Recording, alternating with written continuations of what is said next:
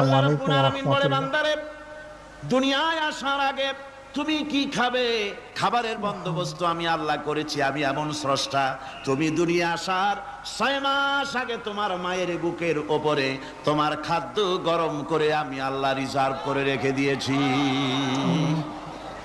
সেই খাদ্য শুধু খাদ্য নয়, রোগের প্রতিষেধক, এটা ওষুধ।